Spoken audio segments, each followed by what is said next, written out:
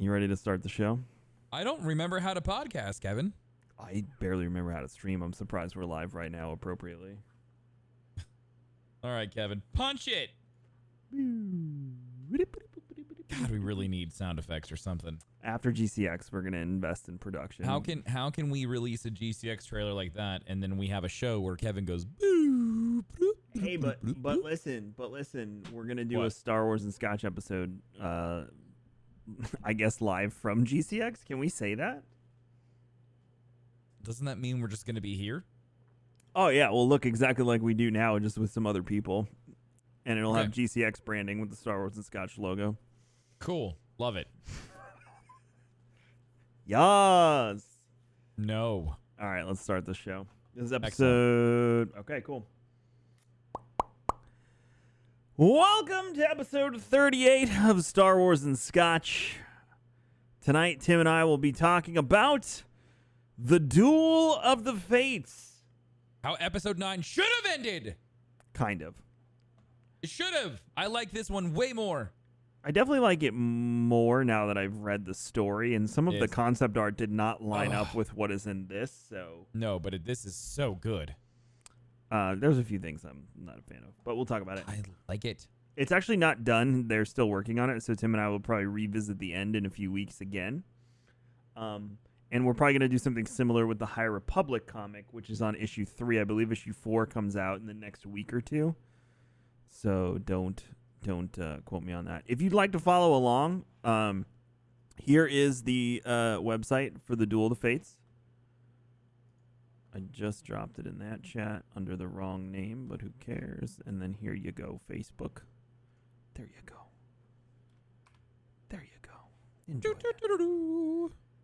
that. So if you don't know what this is basically one of the episode 9 considerations by another director, writer team that was denied by Disney, and they went with what we got. And people are a little confused because this has a lot of meat on the bone, namely Mortis.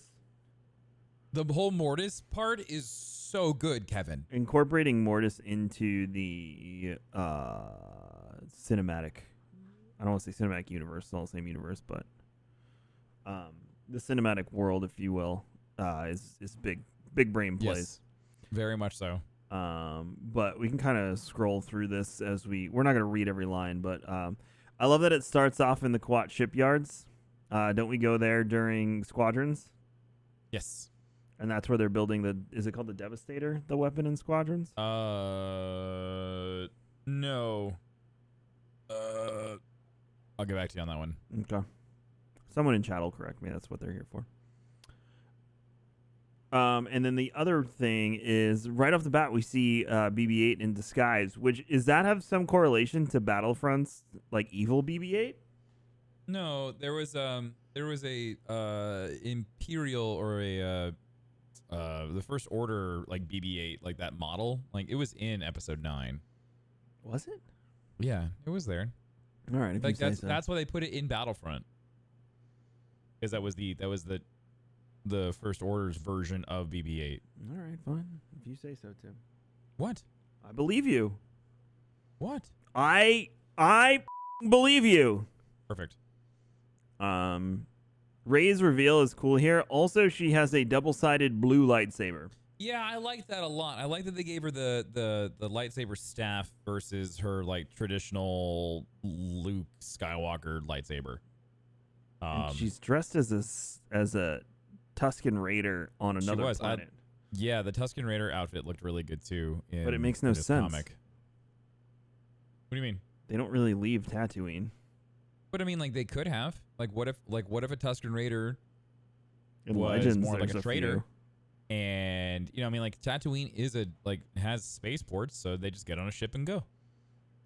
And they said like on that planet, it was migrant workers from all over the galaxy. I don't know, Tim. So for a Tusken Raider to be there is not super far-fetched. This Admiral Vaughn guy. Yeah. I thought it, for a second at first glance, I thought it was the dude from that episode of Mandalorian. Um, This was before I knew he died, like 4 Oh, I pages see. later. Yeah. I know what you're talking about. It's not him, for full context, chat. But yeah, we see Rey's lightsaber. She does a bunch of whoosh whoosh thing. This one's very much focusing on the people. Like the people are the rebellion in this. Does that make sense? That's how episode 8 ends. You know, like Luke Skywalker empowering the people, inspiring them to do great things. And like that vibe really doesn't carry over into 9. Yeah. And so, but like to your point, in this comic series, it definitely there's an entire series. There's one of the series, or one of the, how do you refer to this in comics? One of the issues. One of the issues. It's weird to say issues. And like, well, what's the issue, Tim? What's wrong? The issues. One of in issue 3, like the entire thing of like empowering the people of Coruscant to like fight against the First Order was really cool. Like they definitely focus a lot on that uprising against evil. You could say if you think that they're evil. You could say issues. Issues and issues. With issues. Jiro, Yeah, thanks for 37 months of being awesome. Tim, you should thank yourself for your sub. Yep. And Pockets, thanks for 28. You missed us, didn't you? And then this altercation with Finn and the Stormtrooper. What, him running into FN or TX whatever? No, that's at the end. This is the first one who grabs his leg and he's got like part of his visor shot off. Yeah, well he knew who that person was. Right, he said he graduated with him or was in school. And then you end up meeting him again. So. But yeah, I like that they focus on that too. Is that the same guy that yeah. You sure? I'm pretty sure. All right. I mean, I was kind of speed reading through it, but I'm pretty sure that's who that was. Okay. What? This Eclipse ship is very oddly shaped. The Eclipse ship, the Star Destroyer? Or Yeah. the Behemoth or whatever they call the. Chat, I'm gonna try and pull it up. Let's see if I can do this. We're talking about the Ooh, I can pull it up while we're scrolling through it. We're talking about the First Order Star Destroyer, right? Yeah. I like it. There's a Juggernaut. What's the class? It just says Eclipse. It doesn't say the class. I could have sworn it said the class of the ship. Is it earlier in the comic? I'll find it. You keep talking. Keep looking pretty. Okay. It is a. It's got big lasers on it. Also, BB-8 getting like jettisoned out. Colossal. It is a colossal Star Destroyer. It's huge. Huge. It is like I love the way that it's like your traditional Star Destroyer, and then as it also like has this blade in the front. Like it looks really cool. I feel like it looks awkward. I like it. I'm like it makes it stand out. It looks very awkward to me. I like it. It looks like a big sword, like a pyramid head guy uses in Silent Hill. Or like a shark fin. Also, the Knife 9 that the Knights of Ren use. Yeah. That thing's dope. Yeah. That's another thing. That is I pretty cool. love how the Knights of Ren actually have like a part in this thing. The Knights of Ren were they were on screen for what, 5 minutes? Oh, they're one of the things that got the absolute shaft. Like we start off episode 7. You, the leader of the Knights of Ren.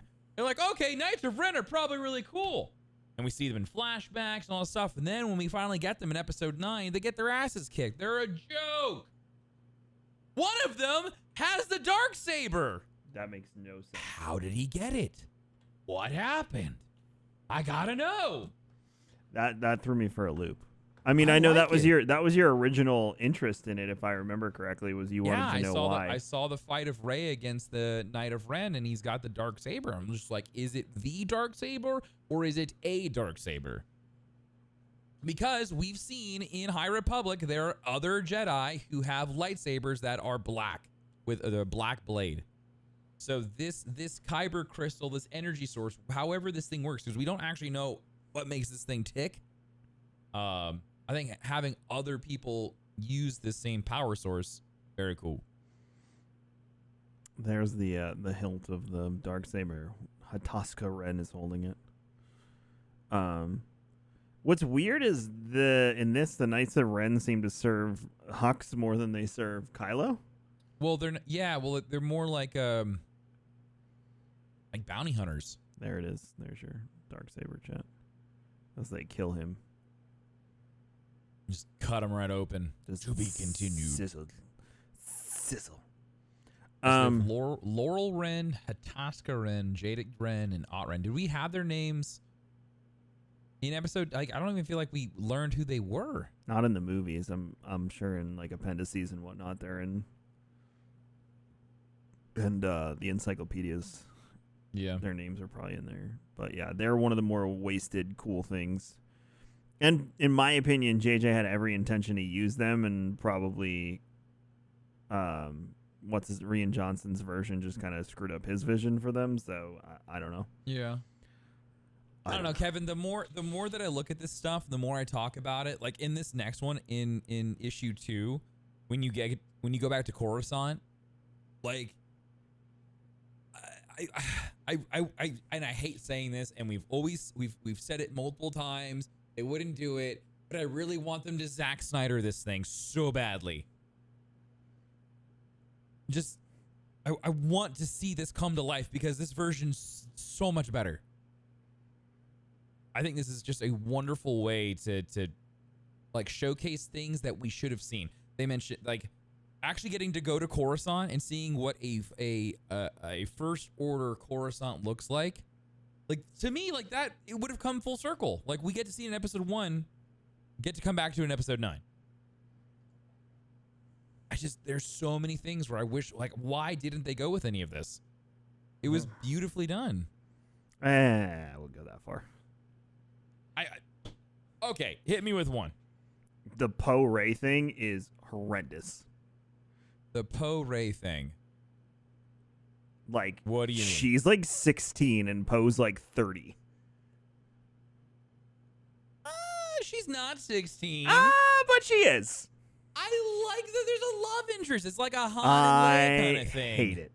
It's creepy. I think it's awkward. I don't think it's awkward. There is no precedent set in either of the two movies that this could be a thing. And then all of a sudden, out of nowhere, it's just like, yeah. But I mean, like, yeah. I like it. And I feel like that's a minute detail compared to everything else that's in this. Evan. I mean, this First Order Capitol Tower thing, really cool. We get to go to the underbelly of Coruscant. We get to go back to the Jedi Temple, Kevin. Talk about Old Republic technology. A lightsaber guillotine is awesome. It is very cool. Very French. Very neat. So we go. Who's these galactic warlords?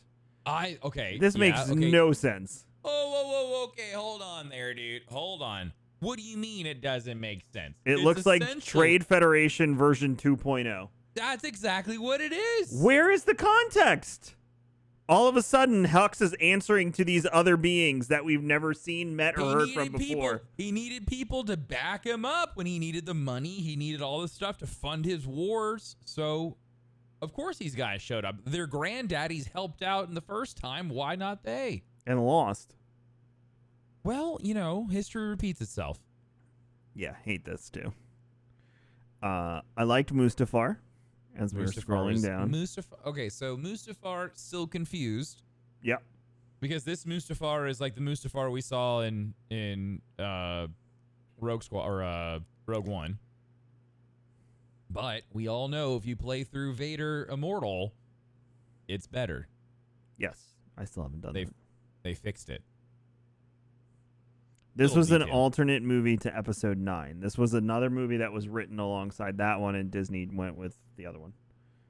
Honestly, I would have liked to have seen Mustafar like this instead of the Mustafar that we got. That everyone was like, "What the hell? There's trees." Yes, 'Cause that you we wouldn't didn't even know- know it was Mustafar. You would have no idea there's Mustafar unless you played Vader Immortal. Or really researched it like Tim and I did. And we had to go look in the Star Wars Encyclopedia. I like the his droid, the VX-20. Yeah, that reminded me of the Battlefront too. I love little annoying slicer droid. as Uncle Luke just following him around. Oh, just pissing him off. Yeah. It's just like, hey, you sure you want to do this? And I don't think that's a good idea. Yeah. I think for this one, the Sith holocron was really interesting, and I like how they used that as how he messed up his face. So for this one, I feel like they took Episode 8, like part of Episode 8 and Episode 9, and like merged it together into a completely different thing. Because like the pacing feels weird. And it's also a comic made from the notes of a movie, so I'm I'm just like trying to figure out like where it fits, because I feel like it's like partially in the Episode 8 world, and then we kind of like jump into 9. It seems after Episode 8, because Leia's, moved on and is back on wherever. It seems like the same planet that they're on in Episode 9. It just feels like they just mushed some things, or moved some things out from Episode 8 and put it into 9. Sith holocron is cool. I don't like the Sith holocron being the thing that scars his face. I think that's kind of cool. I thought it was a cop-out. What do you mean? The freaking holocron? Yeah, that's really cool. It has a security system built into it that'll kill you. How Sith-like is that? He's a Sith Lord.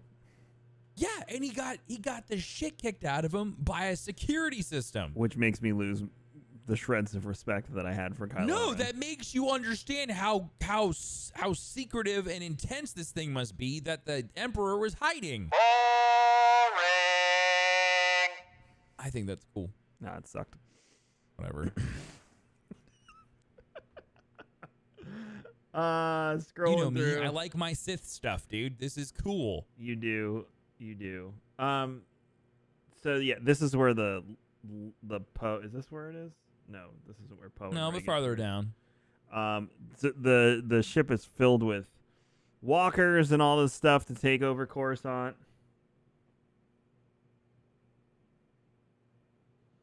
Like overall, I like that they didn't focus on this weird planet that could potentially be this place of Sith power, and then somehow it becomes a Star Forge.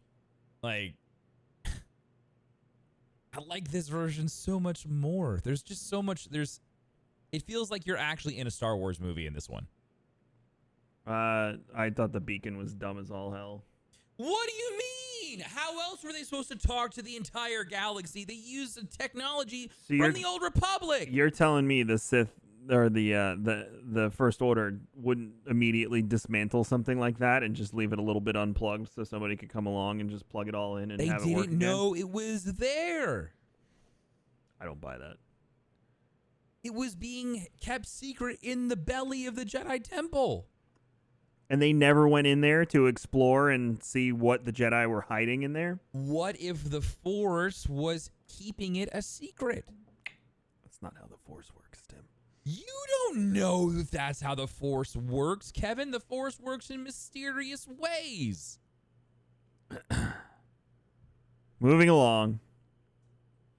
The Beskar in his face was cool.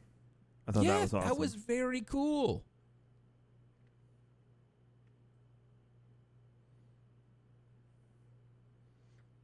Rebels showed that the temples have a sense of the other temples, not the one on Coruscant that was literally like a public access situation. Okay, you don't think the public library for Jedis doesn't have security systems? Not after that was taken over. No.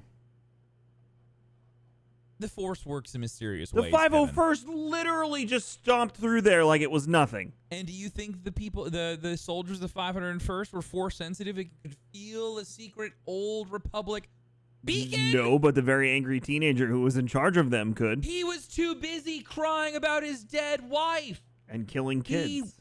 Yeah, and so he was busy. The screaming of the children from upstairs kept them from looking downstairs. Screaming, and the children were screaming.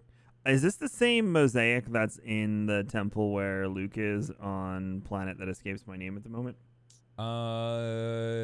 No. I'm pretty sure it was the. Because I feel like I've seen this before. Is this in Fallen? Is this in Fallen Order? It did look familiar. I could have sworn this thing right here was, or the thing that was in the reflection pool where Luke was. It was the Jedi Order sigil from. Yes. You're right. Where have I seen this before? This is gonna bother me. Somebody in chat knows.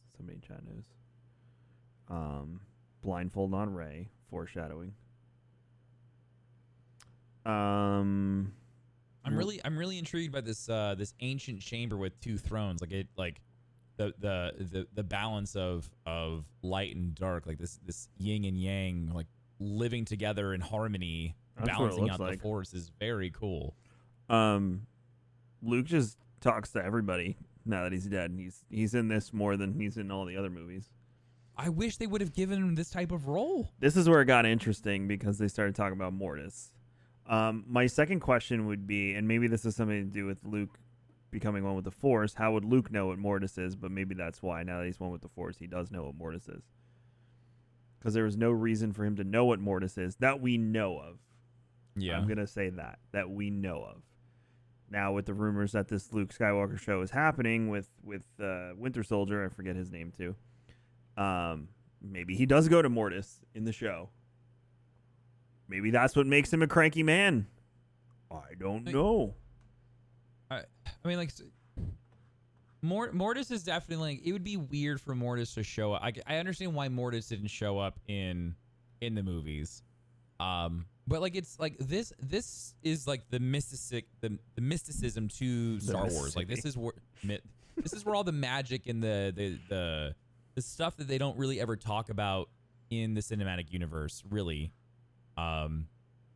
And I wish they would, because it feels like you're watching two different types of Star Wars. Like, when you watch Rebels and Clone Wars, like, they do lean more heavy into like the magic of Star Wars, and then like the cinematic stuff is very much so like action packed and stuff. But like, if I really hope as we go into more Star Wars shows, like, we're going to see more of this, because like the whole Mortis thing, like the actual well of the living force and like going there, like, that would be so cool.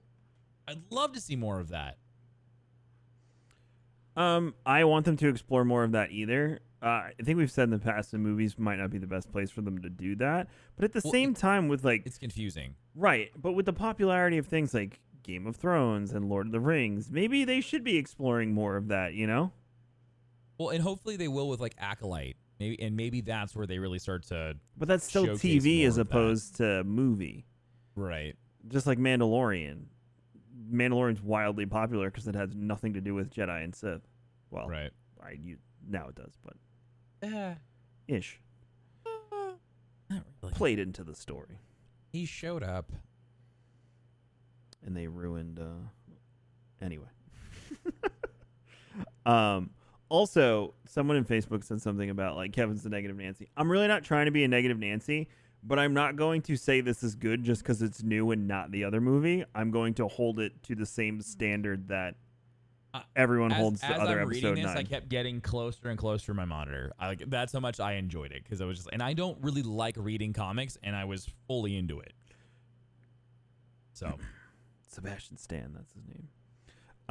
So Kylo gets put back together, and he's got like crazy cool new mask too, with the Captain America A on the front. No, I'm kidding. It's just what did you call him? Kylo. I totally heard Kyler, and I'm like, yes, Tim's son. He gets put back together and gets his new mask.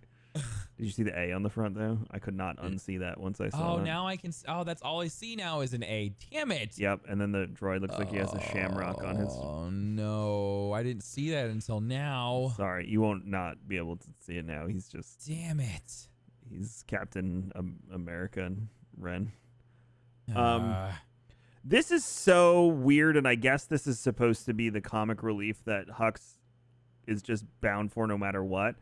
But Hux trying to use the Force, I thought that was really funny. it doesn't make any sense. I thought it was funny because it to me, I saw that as him trying to be more than what he is. Look, I'm the spy is way funnier than this. I thought that was fun because he sees himself better than Kylo Ren. I'm the spy takes the cake over anything Hux did in this so far. He wants, but that's the whole thing. Is he in this version? It's still the same thing. He wants the attention. He wants to be better than Kylo, and so like that's why I think in his mind, if he can use the Force, then he already has everything else. Then there you go. He just wants the attention. The issue 3 was cool because it kind of showed the dichotomy of the journey of both sides of the Force. So they're gonna send. Oh, yes. They're sending them out in all their various different directions to go to different places. Read it if you want the details. And this is where it gets creepy between Poe and Rey. All of a sudden, they're just having a conversation, and then he starts like grabbing her, and it's just. I don't like it. You're focusing too much on the details here. Rey, I think it's just showing that like even Rey is susceptible to attachment, to having emotion. But even Leia says it's fine that you have attachment and emotion if you, which I get. But the fact that it's Poe is just awkward. Yeah, but it couldn't be Finn because Finn was already with Rose. They had to give her someone to be romantically attracted to. It gets worse too when we dig into it with that. So Kylo apparently keeps Vader's mask on Coruscant. It's interesting that all of this First Order stuff is on Coruscant because I love that. Yeah, no, I do too. 100%. I think it was good that they used Coruscant instead. Because like every time you find the First Order and they're just like in ships, it doesn't make them feel like they're like this galactic power. They feel like a rebellious sect, if anything. And they say it a few times in here that the First Order is I think Lando says it towards the end. The First Order is worse than the Empire. Never get that feeling in the movies. You never get that vibe. You always feel like they're on their heels. They don't ever feel extremely established. They're just kind of taking over, but not really. Yeah. More conversations. Triple hug. Aw, cute. Are you going slot by slot? I'm just scrolling through it, and then they had that conversation because people are going to read it without us, so I'm not really going to go detail by detail. I'm more picking out the interesting stuff. So they all part and go their separate ways. This whole this is stuff that we miss. Like this whole fight scene between the Millennium Falcon and Knife 9, like we didn't have that. Like we had the flight or the chase scene in episode 7. And then I feel like after that, we really didn't get a lot of like fun battles. The planet destroying is just like, it seems pointless. And considering we've gone from a planet destroying device to a device that can destroy multiple planets at once, and now we're back to just something that can destroy one planet, it's like, well, but that was just on that was just a cannon that was on the Star Destroyer, though. That wasn't like anything. Right, which is what they had at the end of Episode 9 anyway on all of those Star Destroyers. Right. So I think that's, I don't know, there's some correlation there, but it's one thing to have an entire armada that can destroy, each one can destroy a planet, because that is the step up from one cannon that can destroy, 5 planets at once? And now we're back to one to one. It's just like, okay, we get it. You can destroy planets. And it didn't really do much for the plot. I mean, it just didn't do much for the plot. It was just like, oh, field. Okay, this got super interesting right here. When the Knights of Ren, what's the ship called? Knife 9? Knife 9. The Knights of Ren are chasing them in the Millennium Falcon. Where is the one? This one. Hataska Ren floats in an electro-oxygenated chamber. Yeah, so I think he's the navigator. Is that like High Republic vibes? Were you getting that too? Yeah, I'm pretty sure he's the navigator. And then when he puts his hand to Jadic, yeah, like that right there. They're talking to each other, and I think he's telling him where to go. So yeah, I think he's the navigator. Just like what's her face in High Republic in Light of the Jedi. Yes. Okay, that I love. Yeah. No, I'm pretty sure that's what's happening here. Okay, I think that's awesome. I wonder if they saw the script or something for this and they pulled that from this for Light of the Jedi. Could have been. Because they love to reuse things from the past that were never used. Like Palpatine's throne on Exegol. Yeah, but like this is like some type of suspension chamber. She's like literally being kept alive within that pod. Oh, no, I know. But I'm saying like the ability to plot, track, and move through hyperspace. I think that just shows like his overall ability. Just like that's his force power. I think that's just like him just being hypersensitive to whatever he's doing with the force. Yeah. I like it. And potentially that chamber just amplifies it. Then we go to this Remnicor place where that was something too. The holocron tells him to go to Remnicor, and it's Palpatine telling Vader to go visit his old master. Mm-hmm. Right. That didn't bother you? Wait, hold on. Wait. Crap. Did I miss something? Hold on. Wait. Where does he... Hold on. In the holocron scene. I'm going to the part. Yeah, he tells him to go to Mortis. Right? He tells him to go to Remnicor to go see... What's this guy's name? Yeah, he says, with it, we'll harness the untapped power of Mortis. Tor Valum. Realize... Yeah, what's supposed to bother me? Doesn't that retcon Darth Plagueis? Well, okay, so I haven't completely finished Darth Plagueis, and so I don't know if that does or not. I don't think it does, because this guy's older than Darth Plagueis. So I wonder if after Sidious kills Plagueis, he goes and finds this guy. Okay. Fair. I need to finish Darth Plagueis. I haven't finished that book yet, so there might be more to it than this. I saw that because that's what I immediately thought of when we get to this part. I'm like, I wonder what he means, and I wonder where this guy fits in. So I'm not upset with it because I don't know enough. This armor and stuff is pretty cool, like ancient Sith, on the skeletons. Some of it looks like some of the old Republic armor, and I guess that's just the way the artist drew them. But he finds Tor Valum, who's like this spidery, cool creature from the Black Lagoon. Now, the original concept art for the movies of Tor Valum, he was like this little spider guy with sitting on a head. Okay, that sitting on the head part is cool. The Tor Valum itself looks dumb as shit in the this version is way cooler. Yeah, no, he looks really neat. He's got like he's got almost like a what's the thing from Alien? I'm totally brain farting right now. He's got one of those vibes. I'm wondering where the head is in this. There we go. Because I'm curious how many other liberties the comic artist storytelling took. There's actually some really interesting concept art for Tor Valum. I have some of but some of the ones that like Colin Trevorrow's. Yeah, I'm looking around on like third party sites, like not the ones that were the actual like that they thought about using for the movie. But I'm also wondering how much did they change then from the script for this? Not that that's a bad thing because it's all conceptual. So go at it. What's supposed to be the head that he's sitting on? No one knows. Nobody knows. Okay. Yeah, because they never fleshed it out. Anyway, Tor Valum's like ancient Sith, like 7,000 years old or some shit.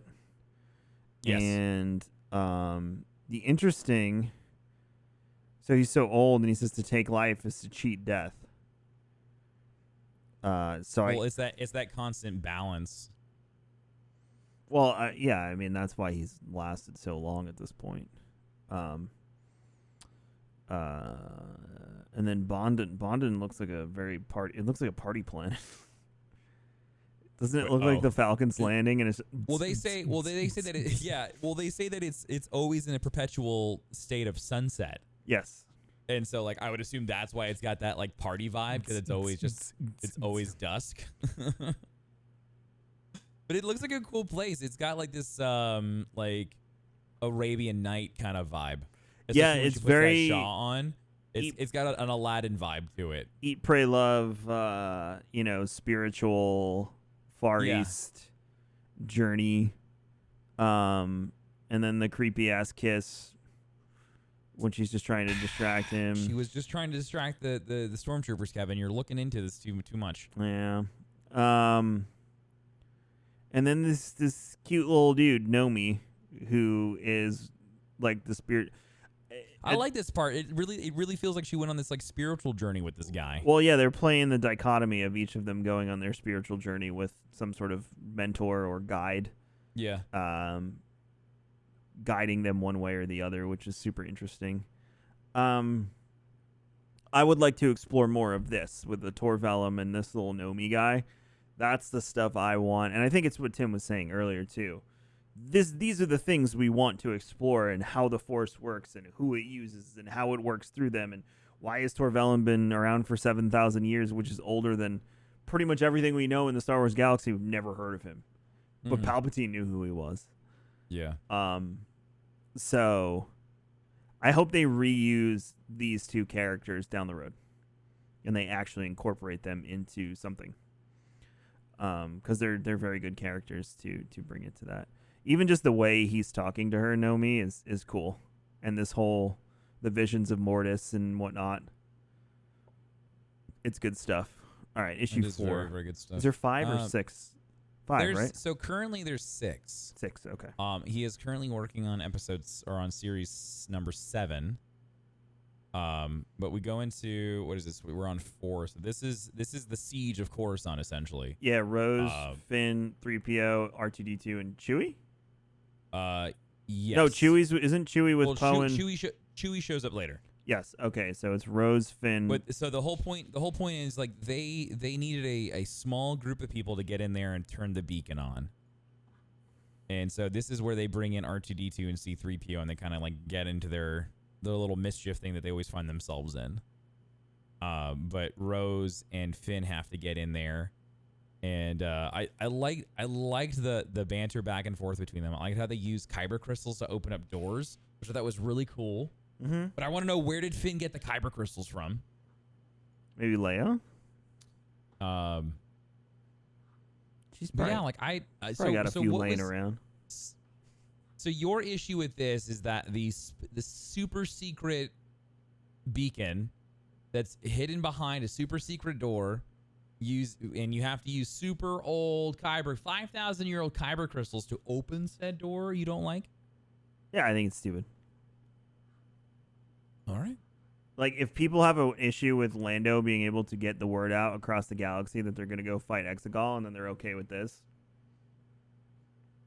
I mean, I didn't have a problem with that. I'm not saying you. I'm saying other people have complained about that, and then they're going to be like, what about the old beacon? It's fantastic. It's green. You know that? Also, Kylo slapped his fingers and went away. Yeah, it's dumb. Yeah, but okay, that was so cool. Okay, so they activate the beacon, and it shoots out. It shoots out into relays, and it fires across the galaxy. And every single droid and anything that could project a message starts going off. And Leia's giving her battle cry and talking about stuff. And then it flies over where Kylo is. Kylo is so strong in the Force now because he sucked the freaking life out of the Ancient One, then use his brand new Force powers to go back to the source and blow it up. That's dope.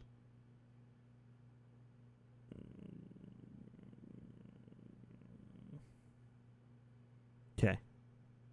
It's cool. I think it would be fun, like, seeing the temple in disarray and destroyed and decrepit. I think it'd be really cool to see, like, but cobwebs everywhere. I'm sorry, I have little skeletons from all the younglings that were destroyed. I have a problem with this whole, like, what do you think this does? You think we should report it? Nah, this giant thing should be just dormant and not do anything. All right, tell Master Vader that we're good. This place is clear. This is DK429. Tell Darth Vader everything's clear. Been working on my Stormtrooper. That's really good. Thank you. I didn't have a preset, so that was I just worked with It's my all hands. good. I got you. So yeah, it's just this gigantic thing, and no one, I don't know. I also like how I like in this issue that Valum sends Kylo on the same path that Yoda sent Luke on. Yes, tells him to I go. thought that was really cool. Go in the cave. Did you see Valum's hand too? The way they painted it. They call it a vergence. Yeah, he's just muscle and tendons and Yeah, ligaments. he's got like nothing left. It's so cool. Well, I mean, 7,000-year-olds. You look at what's Yoda's line? We're 900-year-olds. You'll be look like this. You will. Something like that. This dude is 7,000 years old. Kylo loses to Vader. That's the best part. I'm glad we kept that. And just like every other Skywalker before, it pisses him off. Duh. Very upset. Throws a little temper tantrum. I just want to be stronger than Grandpa. Yep, they keep in line with the temper tantrum. So, he just taught him how to suck the life force out of things. So he decides to suck the life force out of the 7,000-year-old Sith. Yeah, okay, so the guy who taught him how to do that, he didn't see that coming? Also, he wasn't more powerful than him after 7,000 years of knowledge and of the Force. Yeah. But let's not forget that Kylo got electrocuted by a holocron about 20 minutes ago. Yeah. I hear you. I do. I don't like what you're saying. I know you don't, because I'm doing the thing that I do. I hear you, but I'm not listening. Let's keep going. Sounds great. Okay, did you were you bothered by the amount of Gungans that were in this thing? Where? Because they keep showing up everywhere, dude. There are multiple pages where there's Gungans. I mean, they're part of the universe. No. Also, when she throws him the Kyber crystal, isn't it really... This is more of a comic thing. No, I'm not going to blame the writing. Isn't it, like, small? And then in this shot with 3PO and R2, it's like... No, Kyber crystals can come in all shapes and sizes. No, but I mean literally the Kyber crystal that Rose throws, or Finn throws to Rose, isn't it small? And then all of a sudden it's, like, huge next to R2? No, it looks pretty big. And she's like, no. Okay.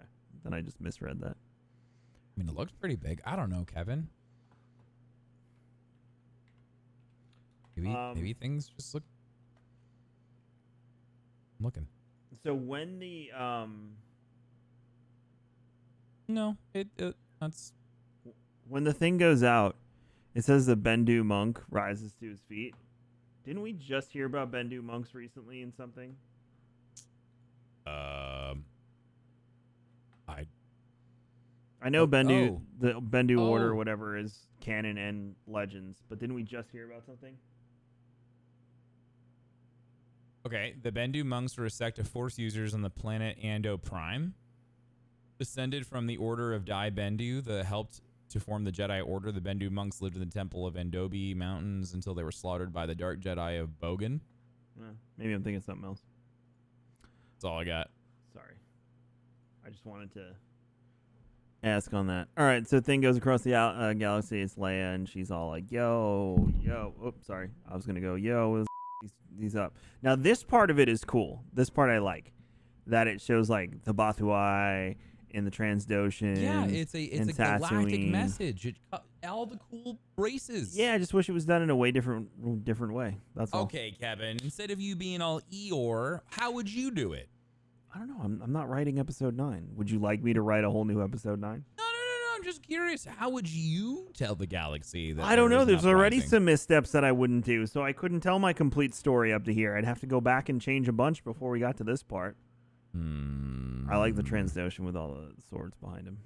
Yeah, and he's counting coin and stuff. Very Game of Thrones vibe. Dun, dun, dun, dun, dun. All right, cool. So then Kylo just flicks his wrist and turns it off. Okay, he didn't just flick his wrist. He reached out deep into the Force. And turns it off. And used his newfound power to go back and overload the system. Remember, Kevin, this is old technology from before the Old Republic. Feels like a stretch. And Kylo's young and spry and full of life and hatred. Feels like a stretch. So this part's cool. Back on Bonadin, Finn I'm sorry, not Finn. Rey is going to fight the Knights of Ren. Yeah, and it's a dope fight. Yeah, it is a really good fight. It is a really, really good fight. So they're doing the being chased by the ship, and then it turns into a lightsaber fight, which I suggest you read it to get good detail. But there's two really. First of all, Darksaber comes into play, obviously, because Hataska has it. She force pulls a guy into his lightsaber blade. It is dark. It is gory. It is fun. What does she do to one of them that was cool? Chewie throws a guy in the air and blows him apart with his crossbolt. Just also, like he went duck hunting. And then one of them reminds her of being a child. Yeah, the one with the dark saber. Hataska. And she realizes that he's the one who separated her from his from her family. So then she, instead of her doing the force lightning on the transport that she does in episode 9, she does it to this guy. Yeah. Which is so much cooler. And you will die. So Rey's going to go on to Mortis alone. She shares a moment with Poe, and it's absolutely disgusting again. But Tim doesn't care. I think that it is good for Rey to show feelings and emotion and attachment. I think it's great. I'm happy for Rey. 35-year-old man. She's been stuck on Jakku for so many years, Kevin. The girl needs some lovin's. So she just throws herself at the first thing that she sees? Wouldn't you? The guy is like the best pilot in the galaxy. He's hot. He likes to take risks. He's devilish looking. He's everything a young lady would in a galaxy far, far away would ever want. I'd throw myself at him. The reason I don't like the Knights of Ren having the Darksaber is because unless we don't know if it's the Darksaber or a Darksaber. That is the Darksaber. It says it, and he ignites it in one of the scenes. He just said a Darksaber. No, it said the, and they even showed him igniting it. I have a hard time believing that is the Darksaber from Mandalore. Like, they make such a big deal of him igniting it, too. It's the same it's exact hilt. dope. It's the same exact hilt, like to the T, of the Mandalorian one, which would mean that something happened to Mandalorian culture, which would mean that everything that's happening in the Mandalorian right now is meaningless because that guy's going to end up with it.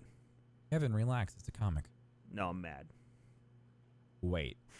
I get a little uppity up, and you're like, Jim, it's a comic. Don't worry. Different timeline. So mad at this fake non-canon comic.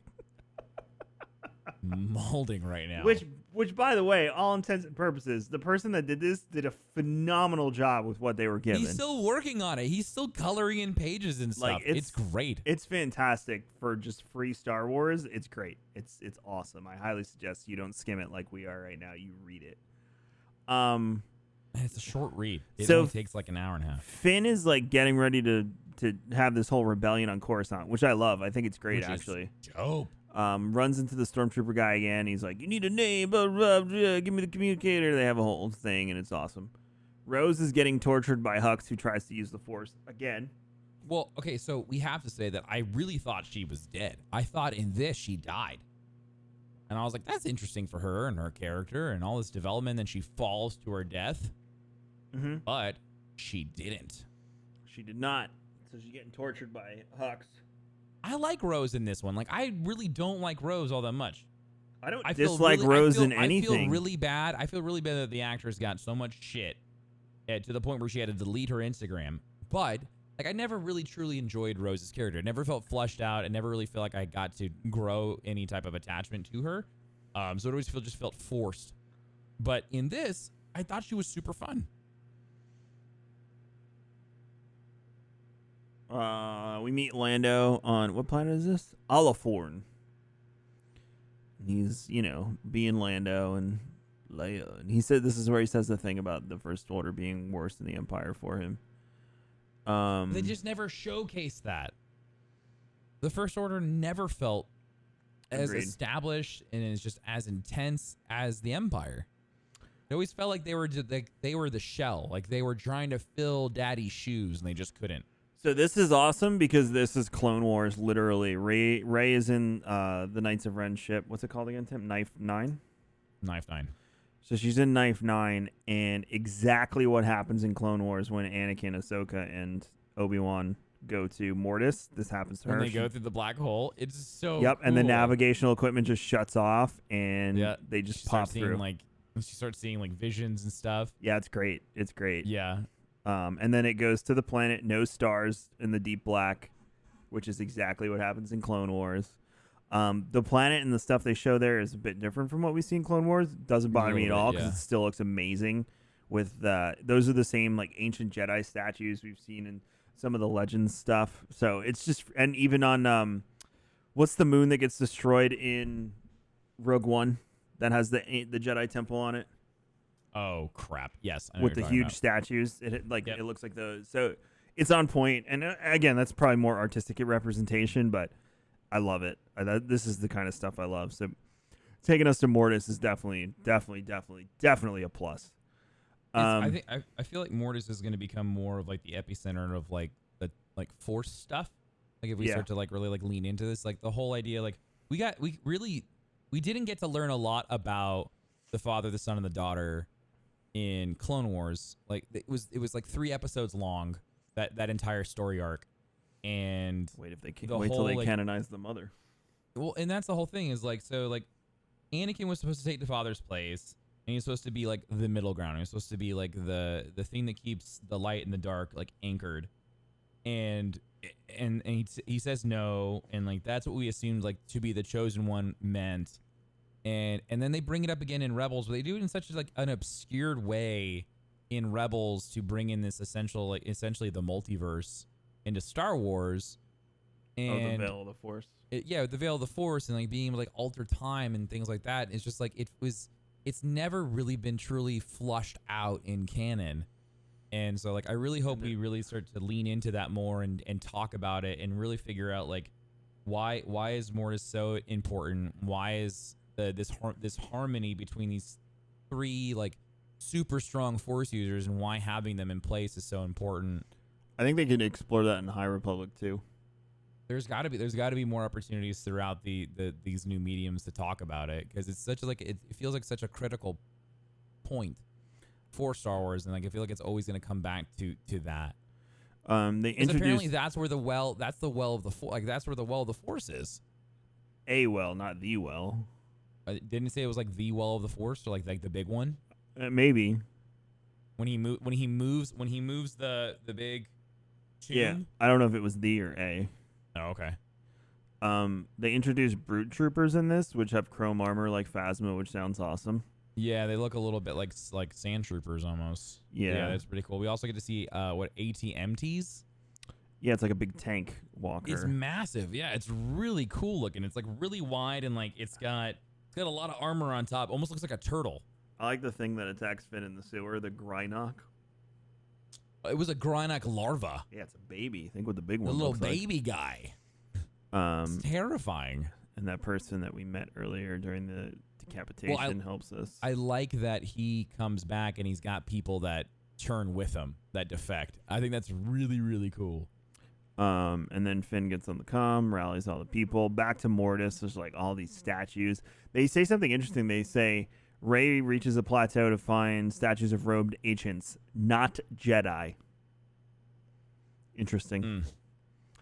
She has her vision of back on Jakku with the parents. And in this version, it has nothing to do with her being a Palpatine, which I thought was great. Kylo has his vision of his father telling him he's going down the wrong path, and then remembers killing him. There's your AT-MT that Tim was talking about. It's pretty cool. The whole battle over Coruscant, I think that would have been such a really cool thing to show. Like watching like TIE fighters like fly through the city and stuff. Like we forgot to mention that Hux is Chancellor too. That's right. Yes, he is Chancellor Hux at this point now. So he has been placed there as like the figurehead of the First Order, while like Kylo's off doing his own thing. And then Rose escapes.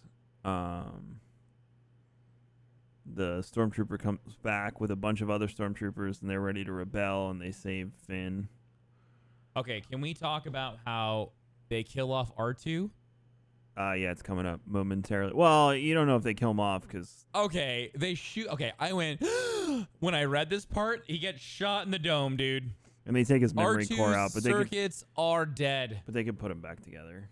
Because they took his memory core out. It's like you've seen Big Hero 6. Yeah. So it's the existential question that I have with my daughter constantly.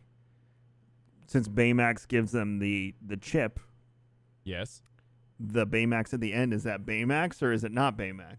Well, that's the whole thing when you start talking about uploading your consciousness to the internet. Is Right. it actually going to be you, or is it going to be a copy of you? Right. So well, Who's gonna end it up? depends because you're not putting my brain in the other body. You're uploading a conscious. In this part, you're taking the memory core, which is essentially the personality of the droid, and putting it into a new frame.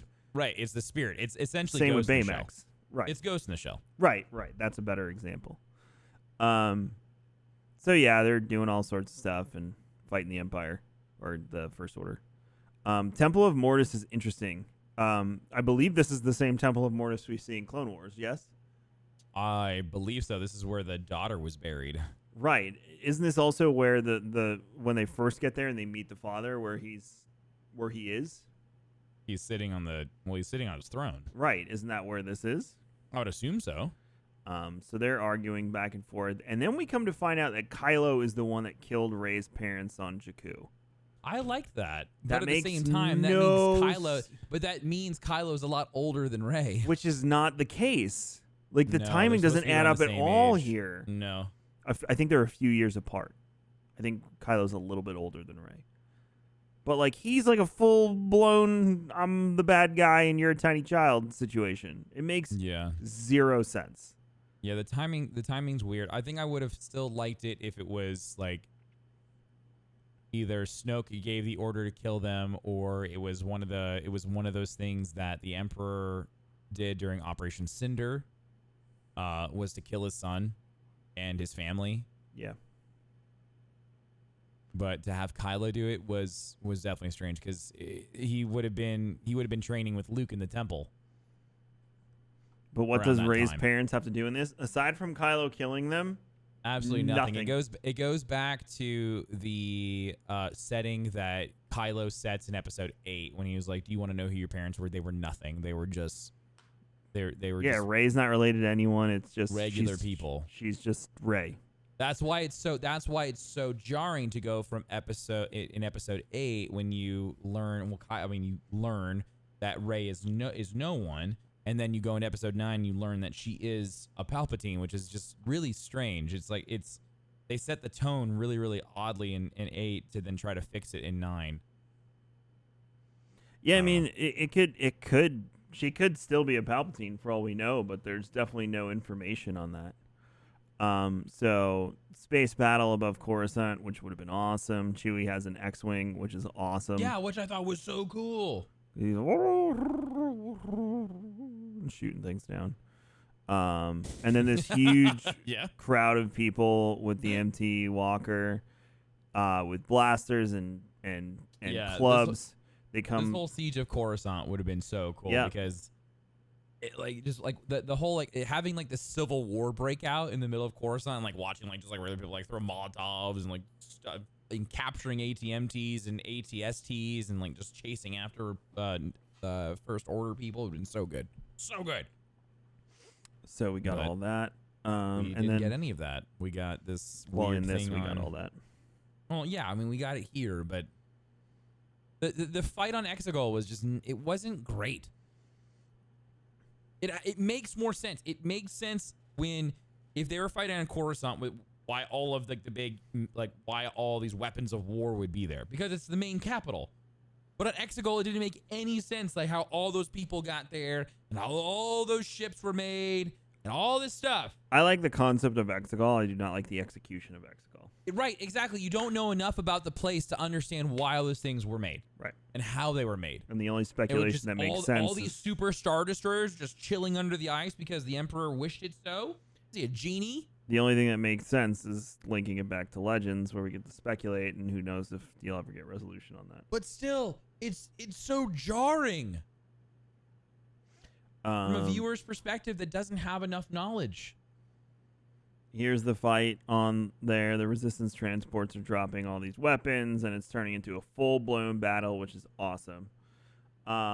Meanwhile, on Mortis, Rey and Kylo are duking it out. And, hacks off part of his mask, slashes Rey through the eyes, and she's crying blood and blinded. Her eyes got popped. That is, I think that would have been cool. Sick. She would have gotten the Kanan Jarrus treatment. Yeah, I enjoyed that a lot. So the space battle's raging. They're losing. And it's just it's your average full-blown fun Star Wars battle, sneaking, espionage, things going on. I'm not going to go through it. You can watch it or read about it. It's worth reading. It's a really good sequence. Here's the part that Tim got upset. R2 gets shot, and his circuits are dead, no power, and like C-3PO is freaking out, and he pulls his memory drive. That's why I said that. And then they give it to BB-8, so BB-8's going to go use it for whatever knowledge they need it for. And then Chewie tries to grab R2, and then he gets shot! Multiple times, Kevin! And then this is how it ends. Leia is all despondent in orbit as she's surrounded by Star Destroyers. And we're back on Mortis. Kylo reaches... He looks into the well beneath the temple. So it doesn't say it's like the well of the Force. Deep into the heart of Mortis, eager for his reward, but it's empty. Uncle Luke's all like, "You just up, man." I love that condescending Uncle Luke. I like how he catches his lightsaber. No, not today. So good, dude. And that's it for now. There's going to be more, and Tim and I will definitely discuss it. But that's so far the Duel of the Fates. It is definitely a departure from what we know as, Star Wars, Episode 9. So it's interesting to see it. I don't think you'll get your Snyder cut situation that you want, but I could totally see someone animating this on YouTube. I would love that. And Disney wouldn't do a damn thing. They'd let it fly.